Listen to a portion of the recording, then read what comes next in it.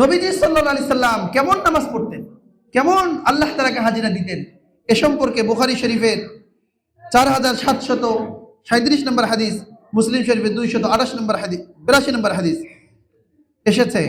আন্না আয়েশা রাদিয়াল্লাহু তাআলা আনহা আন্না নবী সাল্লাল্লাহু আলাইহি ওয়াসাল্লাম কানা ইয়াকুমু মিনাল লাইল হাত্তা তাতাফাত্তারা কদামা। আম্মা আয়েশা সিদ্দিকা বলেন, নবীজি যখন আমার ঘরে আসতো তা তো তার ব্যাপারে বলবে, যখন অন্য বিবিরা তাদের ব্যাপারে তারা বলবে।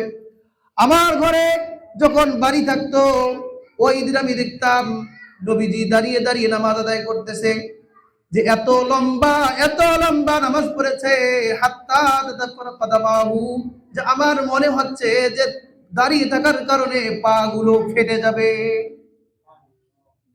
কত আবেগ! তো উনি আশ্চর্য, মাঝে মধ্যে সিজদায় যাইতো আর উঠতো না। আম্মাজান মনে করতেন লোকটা কি মারা গেল নাকি, এজন্য পা চিমটি দিত বা ধরতো। তো এরপরে যখন নামাজ শেষ করলো, আম্মাজান বলেন, ফাকালাত আয়েশা লিমা তাসনাউ হাযা ইয়া রাসূলুল্লাহ, হে আল্লাহর রাসূল, আপনি এত কষ্ট কেন করেন? এত লম্বা লম্বা নামাজ, এত কষ্ট। কোন সময় নবীজি কি করতেন, ওই ঘুম আসে, রশি দিয়ে নিজেকে ঘরের কোনো কিছুর সাথে বেঁধে দিতেন যাতে করে নামাজের মধ্যে পড়ে না যায়। আল্লাহু আকবার! আল্লাহর ইবাদতের জন্য কি পরিমাণ উৎসাহী। তো আম্মাজান বলেন, ইয়া রাসূলুল্লাহ, ওয়াকাদ গফারাল্লাহু লাকা মা তাকাদ্দামা মিন যামবিকা ওয়া মা তাআখার, আল্লাহ তাআলা আপনার সামনের পিছনের জীবনের সমস্ত গুনাহ মাফ করে দিয়েছে। আপনার তো কোনো গুনাহ নাই, তাহলে এত কান্নাকাটি কেন, এত ইবাদত কি জন্য?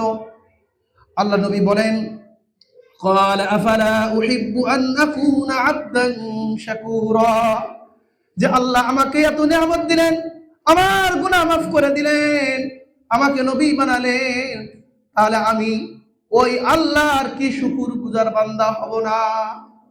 যে আল্লাহ আমাকে এত নিয়ামত দিছে, আমি তো এই শুকরিয়ার জন্য আরো বেশি বেশি তার জন্য দাঁড়ায় থাকবো, তার জন্য বেশি বেশি কাঁদবো। সুবহানাল্লাহ।